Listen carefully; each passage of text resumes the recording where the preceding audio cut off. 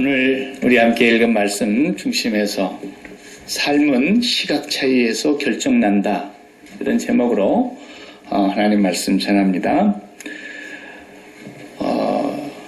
우리가 성경을 읽다 보면은 좋아하는 성경 구절이 있어서 어떤 경우는 막 마음에 탁 박히잖아요.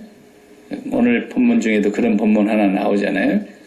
사람은 외모를 보거니와 나 여호와는 중심을 보시는다.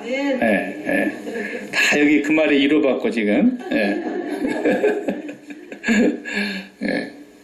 근데 또 깊이 들어가 보니까 그 말씀이 무슨 말씀인지, 오늘뿐만 아니라 앞으로 계속해서 하나님이 이제 두 번째 왕 다윗을 세우시는 장면과 더불어서 다윗과 우리가 이제 계속 몇 주간 같이 갈 텐데, 정말 다윗은 하나님께서 그 마음에 맞은 사람이라 그랬잖아요. 마음이 딱 맞더라 그랬어요. 사도행전에 그 이스라엘 역사를 잠깐 언급하면서 내가 기스의 아들, 베냐민 지파 기스의 아들 사울을 택하여 40년간 왕위에 두었다가 하나님께서 그를 버리고 그 다음에 이새의 아들 다윗을 만나니 내 마음에 합한 자라, 내 뜻을 다 이루리라 그랬단 말이에요. 그러니까 우리는 그 다윗을 통해서 예수님의 형상을 많이 보게 됩니다. 구약의 인물이지만 언제나 예수님을 얘기할 때는 예수님 앞에 따라붙는 그 수식어 가운데 한 사람이 꼭 붙잖아요. 누구예요? 다윗의 자손이요. 다윗의 자손 예수요.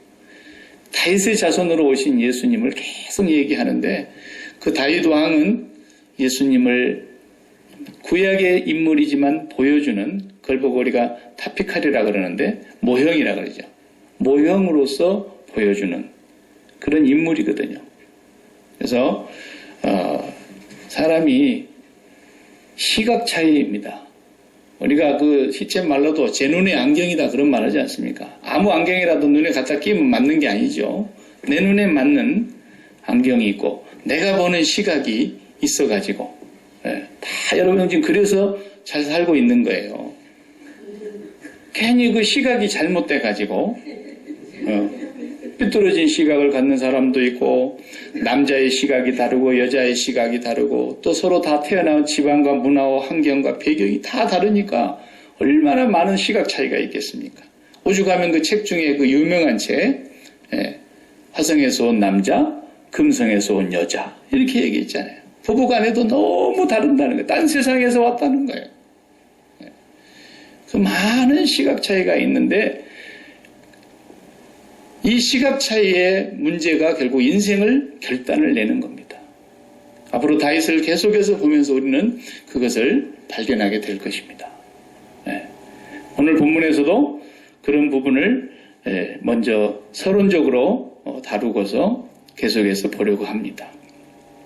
이 외모라고 하는 것은 사회성과 관련이 있기 때문에 아무리 하나님이 중심을 보신다 그러지만 성경은 또 한 가지 진리를 말하고 있지 않습니까? 사람은 외모를 본다는 것입니다.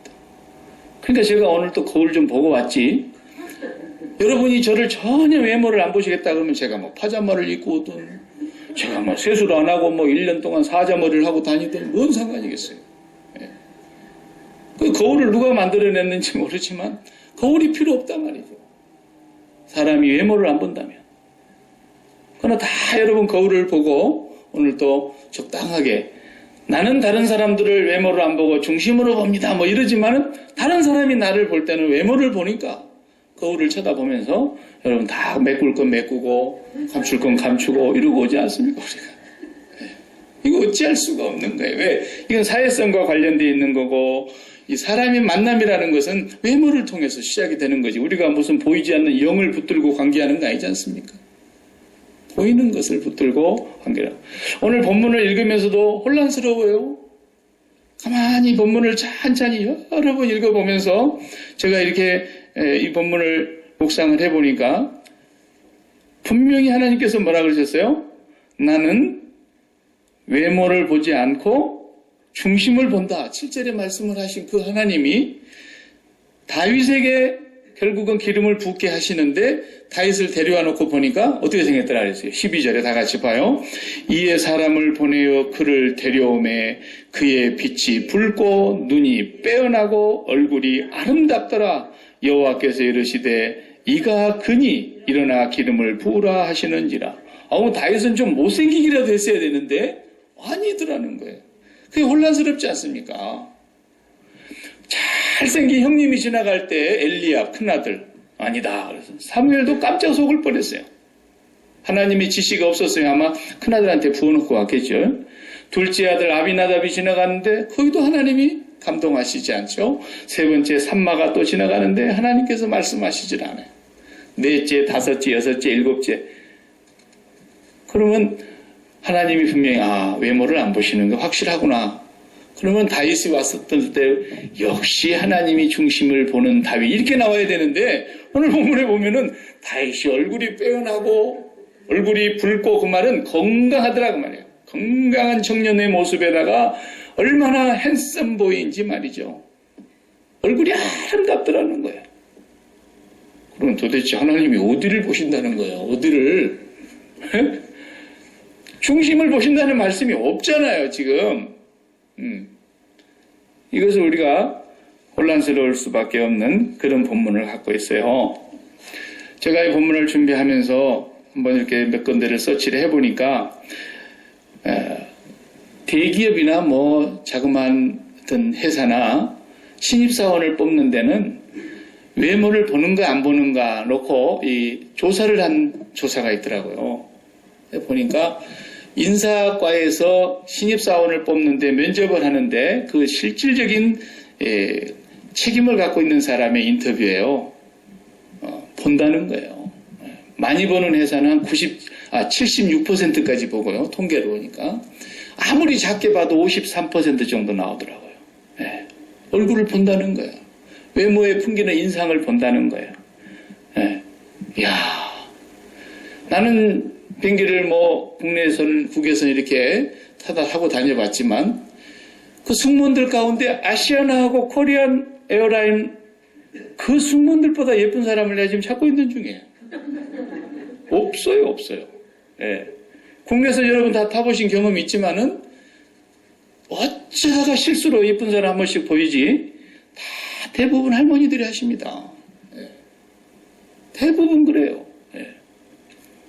그런데 미국은 그런 거 전혀 없나? 그리고 또 미국도 조사를 제가 해봤어요. 미국의 조사를 해보니까 미국은 이런 일로 채용을 하게 되면 분명히 걸리게 되어 있죠. 법의 저촉을 받습니다. 그러나 묵시적으로 미국도 있더라고요. 영국의 경제학자인 하머 메시라는 분이 미국과 캐나다의 9,000명의 노동자들에게 설문조사를 했습니다. 미모와 노동시장이라는 책을 쓰신 분인데 이분이 그 5개의 등급을 매겼어요. 우리 몸을 갖다 8등신이네 저는 3등신밖에 안 되지만 이렇게 나눠서 미모를 나누잖아요. 그런 것처럼 사람을 5가지 등급으로 매겨놓고 똑같은 학력과 똑같은 비슷한 연령과 능력을 가진 사람들이라면은 미모에 영향이 있느냐 없느냐를 조사한 거예요. 조사를 해보니까 그 결과가 이렇게 나왔어요. 평균적인 이상의 외모를 가진 남성은 웨이지가 5% 임금을 더 받았다라는 거예요. 그리고 평균 이하의 외모를 가진 남성은 9%의 임금을 덜 받은 걸로 나타나더라는 거죠. 남자를 보세요. 여자는 똑같은 조건에서 외모로 인한 임금의 프리미엄이 4%가 높더라는 거예요. 그리고 정말 우리가 이렇게 가서 뵙다 보면은 몸도 좀 불편하신 분들도 있고 또 그냥 앉아서만 일을 봐야 되는 직종에 있는 분들은 보면은 몸이 날렵하지 않는 분들 많이 있잖아요. 그런 분들이 피해를 얼마나 받는가 봤더니 한 5% 정도 평균 임금에서 줄었더라는 거죠. 고발하는 사건도 제가 몇 군데 보고 그랬습니다만 사람은 이렇게 외모를 통해서 이렇게 모든 것을 관계하고 처음 만난 사람도 선입관에 의해서 얼굴을 제일 먼저 보지 않습니까? 그것도 이제 보는 눈이, 남자들은 그냥 보는 것이 좀 다르더라고요. 근데 여자들은 딱 만나면 그 사람을 이렇게 머리에서부터 발까지 본대요. 순간 그냥 쫙 스캔을 해버린대요. 여자들 보는 눈은 대단합니다. 네. 신발은 무슨 컬러고, 옷은 어디서 샀으며 얼마 정도 되겠고, 몸은 늘씬한가 이런 거 다 보고, 머리 헤어스타일 다 보고, 전부 그냥 화장품, 메이크업 하는 거까지 다 봐버리는 거예요. 한순간에. 여자들은 눈은 그렇게 예리해요. 예. 저는 통 보이지를 않아가지고 우리 집사람이 머리를 했는지 옷을 새로 사 입었는지 신경을 안 쓰고 사니까 잘 몰랐는데 대단하더라고요. 사람들이 보는 눈이 이렇게 너무너무 시각 차이가 많구나라는 것을 보면서 오늘 본문의 말씀에서 분명히 용모와 키를 보지 말라. 중심을 나는 본다. 그런데 다윗은 얼굴이 붉고 건강한 청년이며 눈이 빼어나고 눈이 쌍꺼풀이었는지 모르겠어요. 눈이 아주 크고 호리호리하고 그리고 얼굴이 그렇게 예쁘게 생겼는데 바로 이 사람이다. 기름을 부어라. 그러셨다는 거예요. 사무엘도 그 얼굴이 그 얼굴 같은데 하나님께서 그렇게 하라 그러시니까 한 거 아니겠습니까? 이건 뭐냐면 앞으로 우리가 계속 보겠습니다만 분명히 외모도 하나님이 만드셨습니다. 그죠? 하나님이 만들어 놓으셨고 외모로 차별을 하신다 그러면 뭔가 하나님에게 잘못된 것이 있다고 볼 수 있지만 하나님이 오류를 범하실 수 없는 분인데 하나님은 이 세상에 적당하게 예쁜 사람 평균적으로 또 평균에서 조금 미치지 못한 사람 하나님 다양하게 유전자를 갖고 태어나게 하셨는데 하나님께서 그 사람의 외모를 보고 선택을 하는 것이 아니라 하나님은 그 중심을 보고 사람을 선택을 하는데 그 사람의 외모까지도 사람들이 볼 때 다른 사람의 시선이 있지 않습니까? 그 시선까지도 하나님이 주관하신다는 거예요. 하나님이. 젊은 남녀가 결혼을 하려고 그러는데 너무 먼 것처럼 이쁘게 생겨가지고 그렇게 문 남성들의 마음을 사로잡는데 무슨 소용이 있냐고요. 결국은 그러도 못하고 저러도 못하고 그냥 자살하고 말았는데 그 많은 시간과 돈을 낭비하는 겁니다. 이 세상에 어느 누구라도 나 한 사람 예쁘다는 사람 눈에 딱 들면 끝나는 거 아니겠습니까? 여러분 다 그래가지고 지금 사는 것이지 여러분이 전부 미모가 세계적으로 출중하고 뛰어나서 지금 선택받은 거 아니지 않습니까? 이 세상에 모든 사람들이 다 모든 사람에게 인기를 얻기를 원하지만 사실 그거 피곤한 겁니다. 근데 나 한 사람 이 세상에서 당신의 얼굴은 나의 태양 그런 사람 한 사람만 있으면 끝나는 거예요. 하나님이 그걸 주관하신다는 거예요. 그러니까 우리 친구들 보니까 평균 이하의 그런 모습을 어느 날 사랑하고 결혼을 하겠다고 그러는데 친구들이 다 보면서 야, 제가 눈이 많이 낮아졌네 이렇게 이제 생각이 들었는데 걔는 너무너무 이쁘다는 거예요. 왜 그래요? 하나님이 주관하시니까 그러는 거죠. 팔뒤꿈치가 달걀처럼 이쁘다는데 그걸 어떻게 하겠어요? 하나님이 사람을 보는 눈까지도 주관하신다는 것을 믿으셔야 됩니다. 하나님이 다윗을 보실 때 그 중심을 보셨어요, 분명히. 그런데 사무엘의 눈에는 그렇게 예쁘게 보이더라는 거예요. 여러분 그런 경험 안 합니까? 그래서 그냥 며느리가 이쁘면 어떻다고요? 그러려구나. 와이프가 이쁘면 처갓집에 말뚝을 보고 가서 절을 한다잖아요. 다 이뻐 보인다는 거야, 다. 사랑하면 다 이뻐 받는. 그러니까 하나님의 사랑을 받는 사람이 되면 하나님이 그 사람들에게 주는 시선을 주관하신다는 거죠. 그걸 우리가 믿어야 돼요. 얼굴이 얼마나 내가 외모가 출중해서 앞으로 내가 정말 이 사회생활 해나가는데 이 외모 때문에 이래가지고 되겠느냐. 그런 걱정할 필요 없다는 거예요. 그래서 하나님이 그 회사에서 안 뽑으신다면 하나님이 그 회사에 안 보내려고 그러시는 거예요. 안 보내려고. 하나님이 보내시려고 하는 데가 있다라는 걸 믿으셔야 된다는 거예요. 하나님이 모든 걸 주관하시는 것을 우리는 이 성경을 통해서 에스더를 보십시오. 에스더가 뭐 믿게 생기게 했겠습니까마는 왕비니까 잘 곱게 단장을 하겠지만은 그렇게 금식을 하고 지금 왕이 부르지도 않았는데 나가게 되면 나는 죽는데 왕이 만약에 내가 나갔을 때 왕의 눈앞에서 왕이 이렇게 손에 들고 있는 그 호를 이렇게 내밀면 내가 살지만 안 불렀는데 그대가 어찌 왔느냐 그러면 그냥 지도새도 모르게 잡혀가서 죽는 거란 말이죠. 그런데도 금식하게 하고 기도를 부탁하고 자기도 금식하고 그리고 아하수에르 왕 앞에 딱 나가니까 아하수에르 왕이 에스더를 보는 순간에 마음이 그를 향하는 눈이 너무 사랑스럽게 보였다 그랬어요. 그래서 그 모를 내밀고 영접을 하는데 그걸 누가 주장합니까? 여호와께서 주장했다는 거예요. 여호와께서. 성경에 요셉도 보면은 요셉의 인물 묘사가 어떻게 나옵니까? 준수하고 얼굴이 아름답더라 그랬어요. 요셉이. 너무 아름다운 데다가 매력이 있었어요. 그러니까 보디발의 아내가 그 난리를 피웠지. 아니 그렇지 않고서요. 보디발의 아내가 뭐가 아까워서 뭐가 아쉬워서 그렇겠어요. 그런데 요셉은 거절했습니다. 그리고 감옥에 갑니다. 보십시오.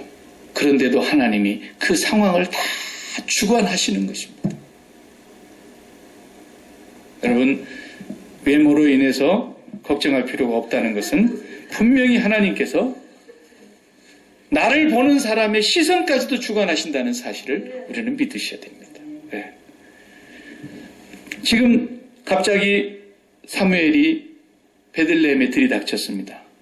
오바마 대통령이 약기마에 왔다는 얘기와 비슷한 얘기입니다. 지금 에르살렘이라는 건 뭐 너무너무 작은 시골 동리니까 거기에 사무엘 선지자, 유일무이한 하나님의 선지자인 사무엘 선지자가 왔다는 얘기를 듣고 동네 어른들이 깜짝 놀란 겁니다. 오죽하면 좋은 일로 왔습니까? 나쁜 일로 왔습니까? 벌써 물어보는 거예요. 좋은 일로 왔습니다. 그리고 이새의 집에 전가를 보내서 다 준비하고 하나님 앞에 내가 제사 드리러 왔으니까 집안 아이들 다 단장해서 나오라고 했어요. 이새는 대략 들었지 않았겠습니까? 여호와께서 사울 왕을 버리셨습니다. 그리고 지금 당신을 통해서 이 집에 왕이 한 분 정해져 있다 그러니까 내가 왔습니다. 대략 얘기를 했을 것인데 그 마음속에 이새는 8명의 자녀들인데 7명만 데리고 나가는 겁니다. 여기서부터 시각 차이가 나는 거예요. 다윗은 설마 우리 막내는 아직 철도 안 들었는데 막내까지 뭐 데리고 갈 게 뭐 있겠냐. 7명 중에 1명은 나오겠지. 이새도 벌써 착각해. 시각이 다른 거예요. 사무엘 선지자도 첫 번째, 두 번째 보면서 계속 될 만하다고 생각하지만 하나님께서 허락질 않으시니까 그랬지 사무엘도 못 보는 거예요. 나중에 오죽하면 아니 자식이 이 전부요? 라고 물어보지 않습니까? 하나가 있긴 있는데 지금 들에서 양을 치고 있습니다. 그래서 형님들이 양까지 다 맡겨놨겠죠. 그냥 빨리 가 데려오라고. 내가 데려오기 전에는 내 식사 자리에 앉을 수가 없다고. 데리고 와서 사무엘의 눈앞에 딱 서는데 얼마나 얼굴이 건강하게 보이는지 그리고 얼마나 아름답게 보이는지. 사무엘은 사람이니까 그 외모가 그렇게 딱 보이는 거예요. 근데 하나님께서는 이미 그 마음을 다 보셨어요. 중심을 보고 계셨어요. 그 중심을 보고 계셨던 그 시각이 하나님의 시각이고 앞으로 다윗이 살아가는 시각이에요. 그러니까 하나님이 쟤는 내 마음에 맞아 이런 거예요. 사람이 오랫동안 사귀다 보면은 관점이 비슷해집니다. 부부도 서로 다 처음에는 달라서 티격태격 하다가 이제 다 세월이 지나고 갈 때까지 가고 나면 한 곳을 바라보게 되어 있는 거예요. 본래 그런 사람인데 베네병인데 어떡하겠냐 이러면서 그냥 시각이 맞춰지는 겁니다. 그 시각이 안 맞춰지면은 어떡하겠어요? 그래서 우리가 신앙생활을 한다는 것은 결국 하나님하고 시각을 맞춘다는 뜻입니다. 선지자 이사야를 통해서 말씀하셨지 않습니까? 이사야 55장에서 뭐라 그랬어요? 내 생각은 너희 생각과 다르네. 내 길은 너희 길과 달라서 하늘이 땅보다 높음 같이 내 길은 너희 길보다 높고 내 생각이 너희 생각보다 높다 그랬어요. 무슨 말이겠어요? 하나님의 뜻과 생각은 하나님의 시각은 하늘이라면 우리는 땅이라는 거예요. 비행기를 타고 우리가 높은 데 올라가서 이렇게 가끔 한 번씩 창가에 앉아서 내려다보면은 도시를 지나가나 시골을 지나가나 다 그게 그거예요. 아무리 높은 빌딩도 위에서 내려다보면은 애기들 장난감 블럭 쌓는 것 같아요. 아무것도 아니에요. 그런데 사람이 보이지도 않아요, 그 안에. 그래도 밑에서는 네가 크냐 내가 크냐 그러고 밑에서는 막 난리를 치면서 살아가는데 위에서 보면 아무것도 아닙니다. 시간과 공간 안에 있는 우리도 그러는데 이 시간과 공간을 떠나서 영원한 세계에 계시는 하나님께서 갖고 계시는 시각, 그걸 마음에 갖는 사람이 하나님 마음에 맞는 사람이 된다는 거예요. 하나님은 그 사람을 통해서 계속해서 일하시고 하나님의 능력도 은혜도 부어주시는 것입니다. 예. 우리가 그것을 이제 다윗을 통해서 계속해서 배우게 될 것입니다. 정말 다윗의 자손 예수 그리스도라는 이유가 그래서 나온 것이라고 저는 생각이 들어요. 이렇게 시각 차이가 큰 이유는 다른 데 있는 게 아니에요. 원인은 에덴 동산으로 거슬러 올라갑니다. 에덴 동산에서 선악과를 따먹은 그 아담과 하와는 어떻게 된다 그랬어요? 마귀가 거짓의 아비인 사단이 뭐라고 속입니까? 네가 하나님처럼 되리라 그랬어요. 정말 하나님처럼 됐습니다. 그 말이 무슨 말입니까? 내가 선악을 판단하게 됐다 그 말이에요. 본디 하나님의 생각을 그대로 받아들이는 기관이 우리 이성 아닙니까? 하나님의 생각을 받아들이는 것이 본래 하나님의 사람들의 삶이었는데 내가 선악과를 따먹은 이로부터서는 내가 판단하는 거예요. 다. 이게 좋아. 이게 나빠. 이건 선한 것이고 이건 악한 것이야. 모든 인간에게 그 하나님처럼 사는 행세를 하게 됐단 말이에요. 모든 인간이 다 그래요. 그러면 하나님처럼 됐다 그러니까 진짜 그 사람이 하나님처럼 돼서 된 겁니까? 아닙니다.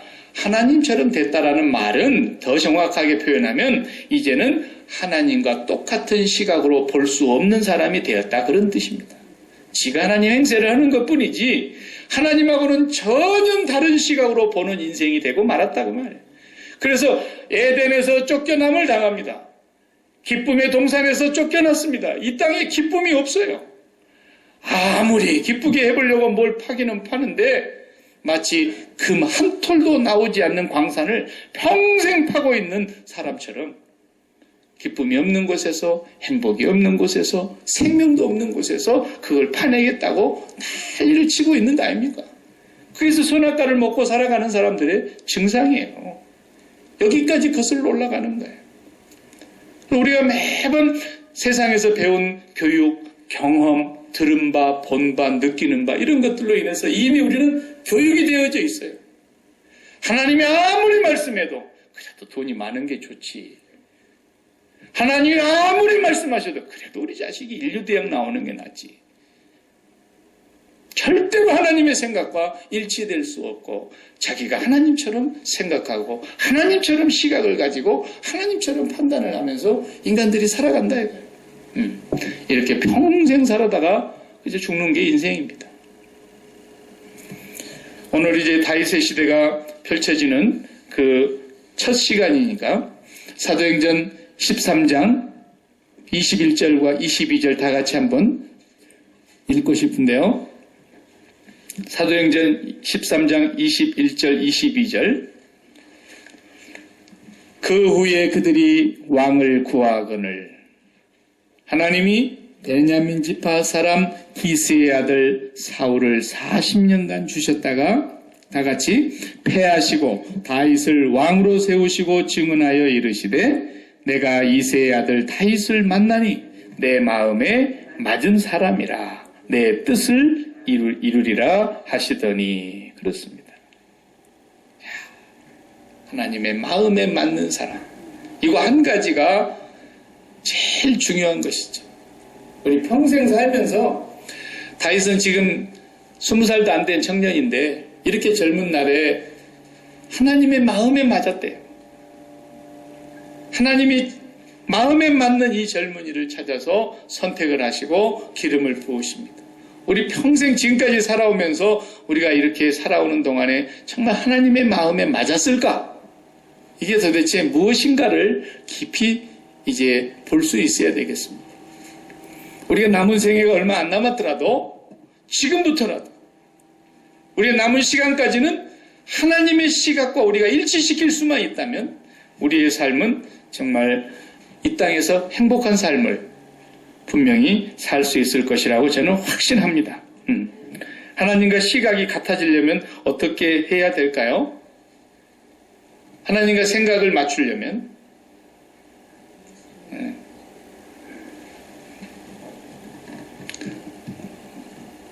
또 그 얘기하려고 그런다. 그럴지 모르지만 죽어야 됩니다. 왜 십자가가 복음이냐라는 거예요. 왜 십자가가 복음입니까? 십자가는 예수 그리스도와 함께 죽는 자리이기 때문에 그 자리가 내 자리예요. 그래서 내 생각이 죽은 것이고 내 판단이 죽은 것이고 내가 좋다 나쁘다 선악을 분별하는 것이 죽은 것이고 선악과 먹은 거 다 토해낸 것이고 내가 정말 하나님 앞에서 그리스도와 함께 십자가에 못 박힌 자가 될 때만 하나님의 뜻을 받아들이게 되어 있는 거예요. 네. 세상에서야 뭐 아무리 좋은 생각 가진다 그래 봐도요, 제가 살아보면서 느끼는 건요, 세상 사람들은 뭘 이렇게 생각을 할 때 긍정적으로 생각하자, 적극적으로 생각하자, 그거밖에 못해요. 그건 예수 믿는 거나 안 믿는 거나 그건 상관없이. 예. 교통사고가 나가지고 다리 하나가 뚝 부러졌어요. 그래서 병원에 실려가가지고 기부스 해가지고 이제 돌돌 감아가지고 다리 하나 못 움직이게 떡 달아 매놨어, 공중에. 예? 그 정신 차려가지고 아이고 아파 죽겠네, 아이고 아파 죽겠네 그러고 낑낑거리다가 정신 차리고 옆에를 보니까 두 다리 잘랐어, 이 사람은. 그러니까 아이고 감사합니다, 아이고 감사. 사람은 그 정도밖에 못해요. 다른 사람하고 비교해서 더 안 좋은 것으로 생각하면 나는 그만하기 다행이지 않냐, 그 정도밖에 안 돼요, 사람은. 예. 그런 걸로 우리가 살아가는 게 아니에요. 시각 차이라는 게 그런 시각 차이를 말하는, 하늘과 땅 차이라는 거예요, 하나님의 시각은. 성경을 보면 전부 그런 얘기 아닙니까? 성경을 보세요. 우리가 성경 공부하면서 그냥 뭘 봅니까? 어떤 사람은 장수하지 못하고 그냥 너무 빨리 성경에 죽은 사람이 많이 나옵니다. 예수님이 제일 작게 사신 것 같아요. 이게 뭐예요 도대체? 33살이라니. 여기 지혜하고 성기 두 사람만 빼고 다 감사해야 돼요. 그렇게 오래 살았으면 너무너무 감사하잖아요. 33살에 그것도 십자가에서 주님이 죽으십니다. 요셉은 17살에 정말 너무너무 억울하게 형제들한테 질투 때문에 팔려가지고 종살이하고 감옥 가고 그 생활을 얼마나 많이 했습니까? 모세는 100일도 안 돼서 바구니에 담겨가지고 그냥 나일가게 둥둥둥 떠내려가는 버림을 받아야 했습니다. 우리가 이런 환경을 놓고 우리에게 그것을 적용을 해봐요. 얼마나 기가 막힌 일입니까? 피눈물이 날 일입니다. 가슴이 찢어질 일입니다. 그런데 하나님께서는 아무렇지도 않으시대요. 이렇게 하나님의 생각과 우리의 생각이 다릅니다. 사무엘이 지금 기름불을 취해서 왕을 뽑으러 가는 그 길목에 있었는데 하나님의 생각과 사무엘의 생각도 이렇게 차이가 나는 거 보십시오.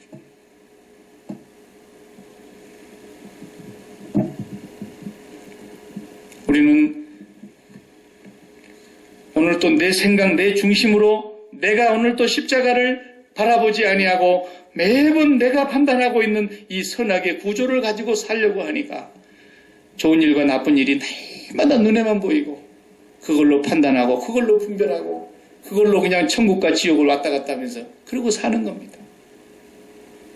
그러나 사도 바울이 선교사로서 초대 선교사가 되어서 파송을 받은 그 선교의 여정을 우리가 잘 알지 않습니까? 고린도후서 11장을 읽어보면 많은 곳에서 얘기하고 있지만 특별히 고린도후서 11장 후반부에 정말 내가 선교사로 부름을 받은 이후로부터서 내가 살아왔던 생활을 쫙 열거하지 않습니까?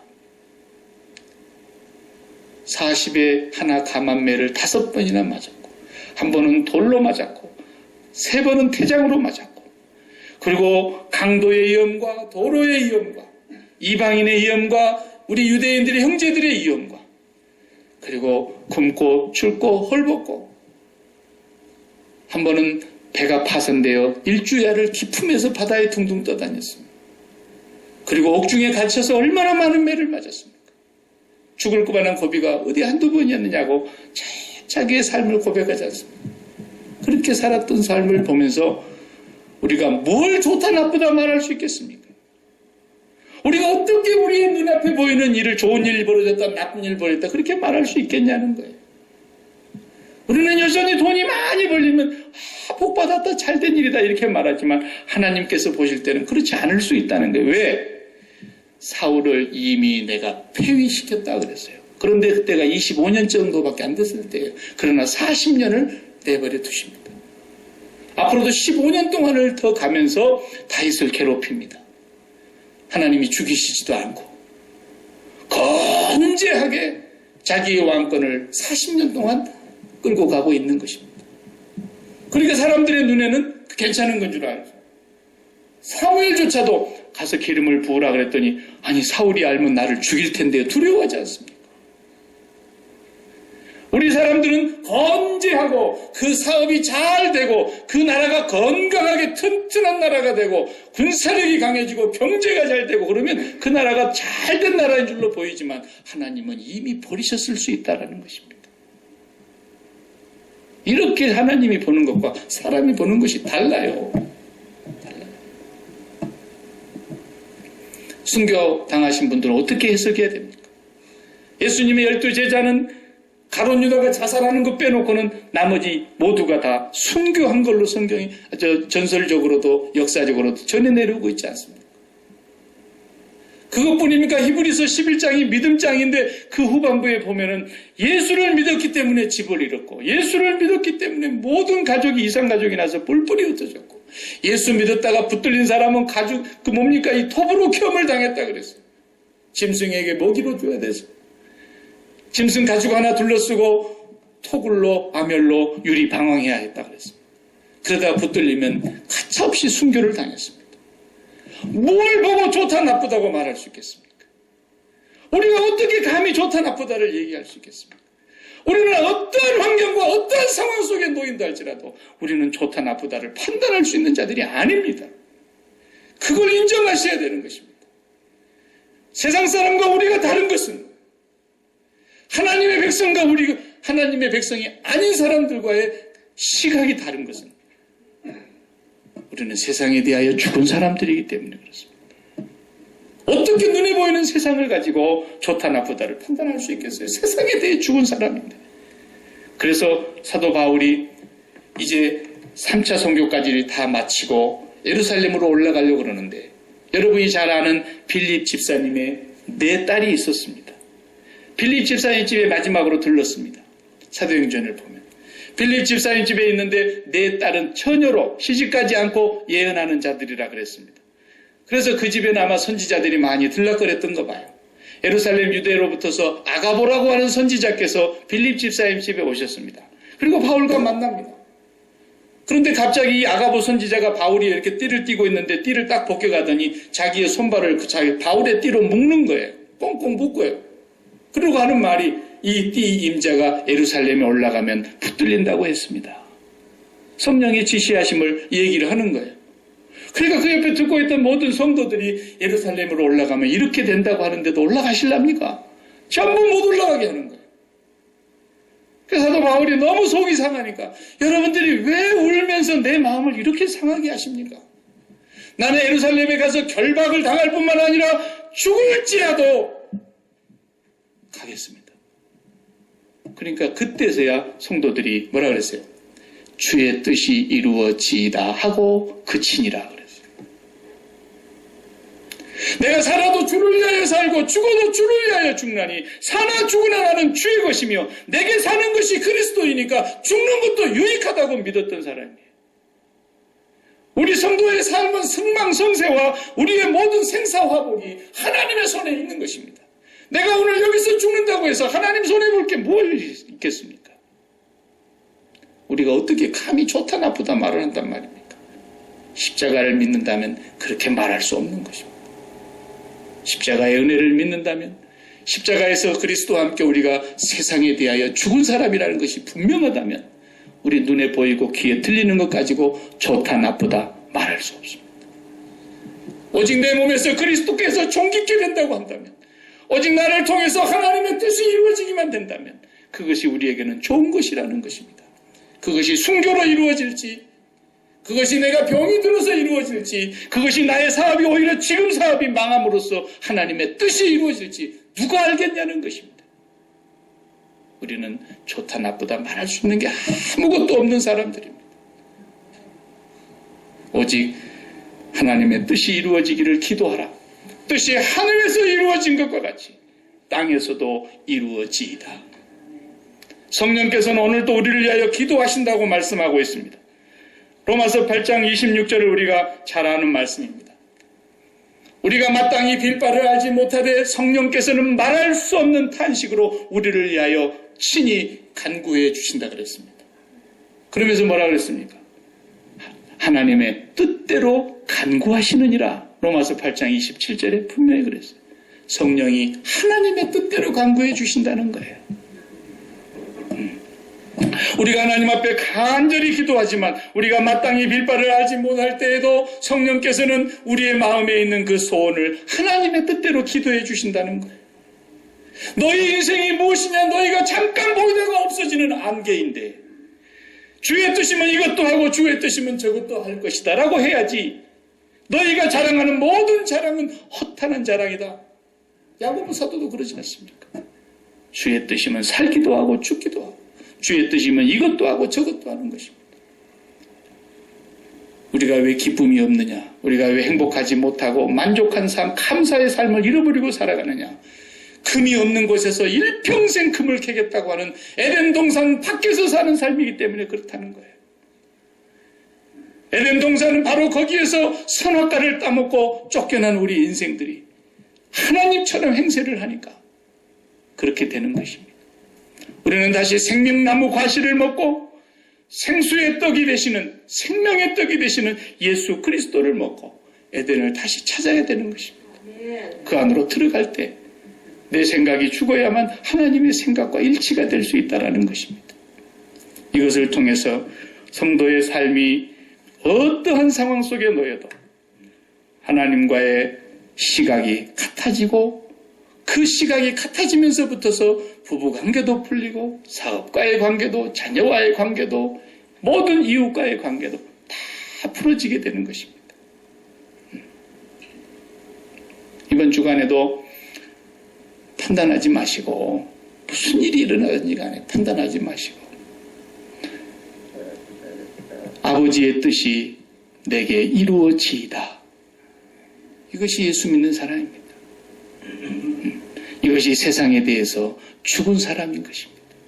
기도하십시다.